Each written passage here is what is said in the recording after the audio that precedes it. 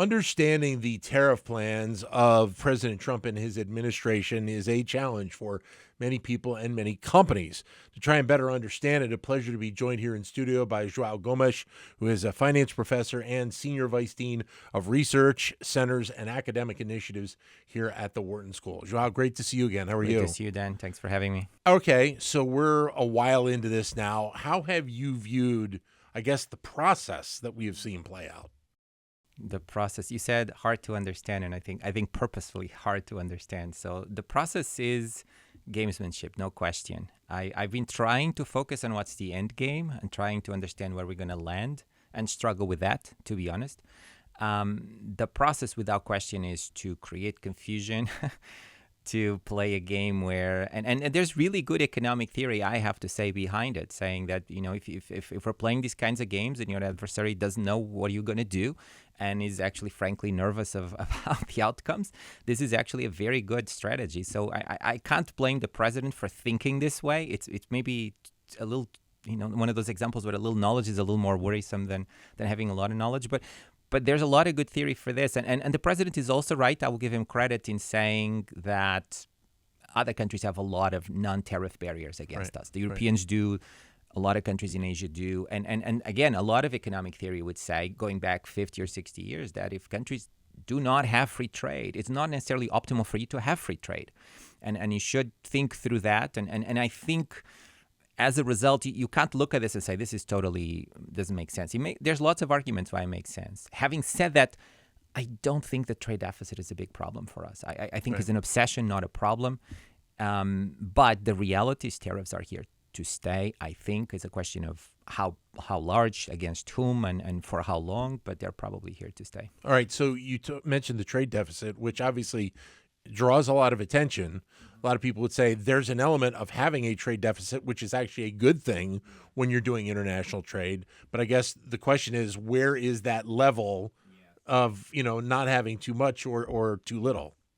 It's a really good question, and clearly context matters. The context here is, this is the USA. We have the reserve currency. Yeah. A trade deficit is much less of a concern for us, and is the result of a lot of corporate optimization of supply chains to a large extent. Apple has its iPhones manufactured elsewhere. They could have had them done here. They don't want to because it's not efficient, it's not profitable, it's not the best way to supply the cheapest possible product or the best possible product for American consumers and world consumers. The trade deficit for us, I don't see it as a problem. It is an obsession. It is unfortunate that my profession, economists, have not been able to explain to people that the trade deficit is not a major priority and a major concern. It's not the reason why some people are struggling in the U.S. It's been on net a positive thing.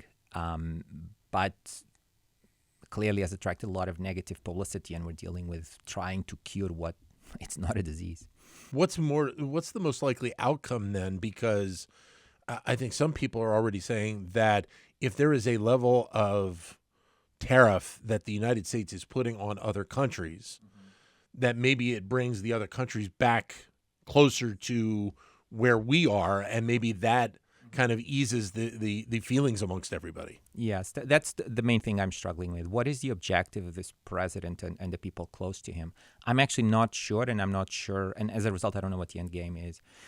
One objective could be we impose tariffs, the dollar appreciates, we still have a trade deficit, but we made the other countries pay a lot of revenue to our treasury. Right. And it could be $200 billion, $300 billion.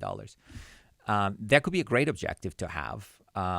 We don't have to raise taxes elsewhere. That's a sensible thing from our point of view, and be great for the rest of the world. But that's a defensible thing. Another one is to say, no, I don't want to depend, quote unquote, on the rest of the world, and I want imports to go down. Right. If you want imports to go down, then you are dependent on these goods being made in the U.S. And I think it's a belief of this presidency that doing business in the U.S. is incredibly desirable. Our institutions are fantastic. We have a really good governance. We have really good markets. So people will come here. If we can't make cars in Germany or Japan and send them here, we'll just build more plants in the U.S. and the jobs will come. I think it's a belief. I'm not sure the data will support that. We may have to find out. I hope not, because I don't think it's true. In terms of the use of tariffs, there's also conversation about going back in time to the days of SmootHawley, because the times are so different, is there any way you can correlate what we saw back then and make it similar to what we're seeing right now?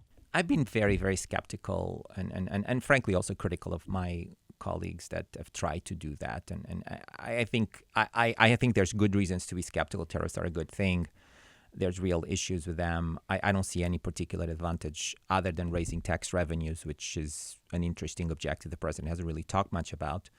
But a comparisons with 100 years ago when we were a very different economy and we were in the middle of a depression, we had the gold standard.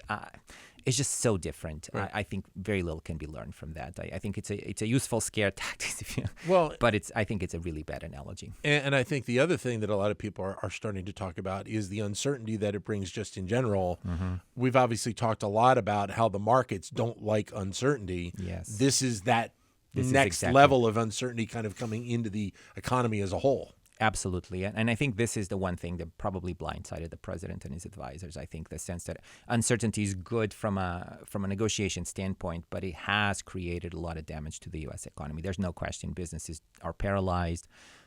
Corporate spending, consumers, importers, we're waiting to see. I mean, what's the point of importing something right now from China if the tariff's 145% today and maybe 10% in 6 months? I would just wait. So I think there's paralyzed markets, and that's done real damage to the economy. And we have to be seen how big. How important then do the role that the CEOs of companies here in the United States play in terms of having those conversations with the president about maybe things that they should look to tweak? And the auto Absolutely. industry is obviously a huge Part focus of that right now. Yeah, I think absolutely. I think that's the crucial role, I would say. Absolutely crucial role. And I wish more of the people close to the president would be listening to that and listening what's happening in small businesses all around the U.S. Absolutely crucial, yes. All right, so take out the crystal ball if you'd like for a moment or two. Yes. And what are your expectations on what you think we might see play out here over the next several months? Several months, I don't know. Okay. I think Let's I even know. go the I think next I month think or two. I think I know. No, I think I feel more comfortable thinking 18 months to 2 years. I think the end game is some tariffs are here to stay. I think they are addictive.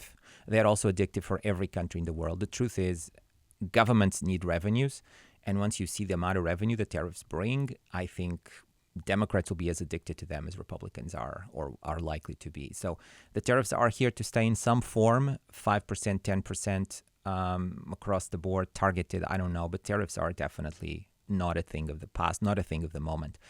Now, this fever of I'll put a bigger tariff on you than me and this sort of sense of I need to strike a deal, not strike a deal, I don't know how that plays out over the next 6 months. But I'm fairly comfortable we're going to be here 2-3 years out and we'll have a different regime where there's going to be more higher tariffs around the world. There'll be some nice trade deals possibly with some of the countries that are more desperate to do business with us. Right. I think India is a really important case in point there. So I am generally optimistic that the worst is over. I think it was a useful lesson in how not to provoke the gods, the market gods. So I'm genuinely optimistic about that. But I think we're in for 6 months of uncertainty. Joao, great to talk to you again. Thanks very much. Thank you, Dan. Thank you. Joao Gomes, who is Senior Vice Dean and Professor of Finance here at the Wharton School.